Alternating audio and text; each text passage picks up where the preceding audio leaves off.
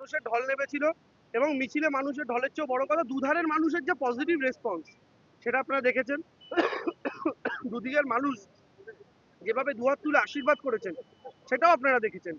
ফলে চুচুড়া প্রস্তুত সবুজ আবির ওড়ানোর জন্য, বাংলা প্রস্তুত মমতা বন্দ্যোপাধ্যায়কে চতুর্থবার মুখ্যমন্ত্রী বানানোর জন্য। এবং চুচুড়া এই মিছিলটা শুধুমাত্র আমাদের ট্রেলার ছিল, এখনো গোটা সিনেমা বাকি আছে এবং এটা ওয়েব সিরিজ, বহু পার্টে বেরোবে সিনেমা।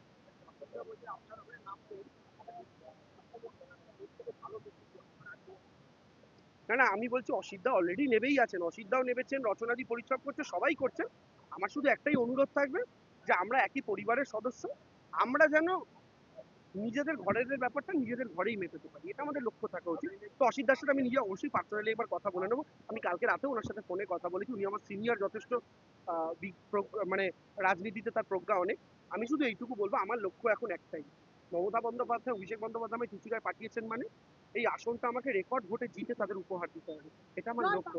তাতে আমাকে তাতে তাতে আমাকে যারা যারা সহযোগিতা করবেন আমি তাদের প্রতি আজীবন কৃতজ্ঞ থাকবো। তা আমি অলরেডি দলীয় সমস্ত স্তরের কর্মীদের থেকে সহযোগিতা পাচ্ছি এবং সর্বোপরি চুচুড়ার মানুষের থেকে সহযোগিতা পাচ্ছি। তো মানুষের থেকে যে সহযোগিতা পাচ্ছি এটাই আমার কাছে সবচেয়ে বড় কথা।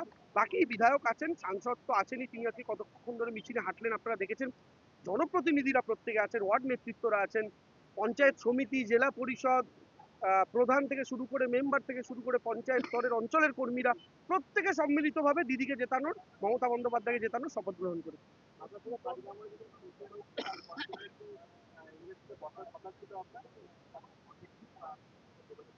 না না না, আমি ওনার সাথে ফোনে কথা বলে নিয়েছিলাম, ওনার সাথেই ফোনে কথা বলে নিয়েছিলাম যে আমি আজকে সেদিনকে যেতে পারিনি।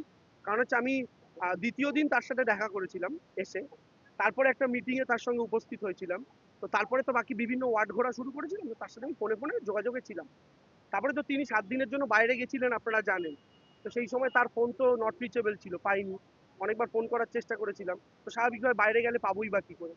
তো ফলে স্বাভাবিক সেই সময় মিছিলটা আয়োজন করাও হয়ে গিয়েছিল। কোঅর্ডিনেশনের একটা মিস কমিউনিকেশন হয়তো হয়ে থাকতে পারে। যাই হোক, সবাই আমরা একসাথে আছি, এক টিমে আছি, কোনো অসুবিধার কারণে কারো মান অভিমান হয়ে থাকলে, সিনিয়র মানুষ মান অভিমান হতেই পারে, হয়ে থাকলে আমরা সেটা তার সন্তানের মতো আমরা সেটা দেখে নেবো, মিটিয়ে নেবো।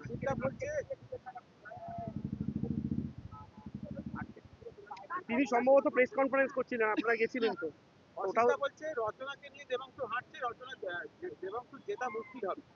দেখুন, আমার দল, এক সেকেন্ড, আমার দল টিকিট দিয়ে অসিত মজুমদারকে বিধায়ক করেছে, আমার দল টিকিট দিয়ে রচনা বন্দ্যোপাধ্যায়কে বিধায়ক করেছে, আমার দল টিকিট দিয়ে এই সাংসদ করেছে, আমার দল টিকিট দিয়ে এনাদের প্রত্যেককে কাউন্সিলর করেছে।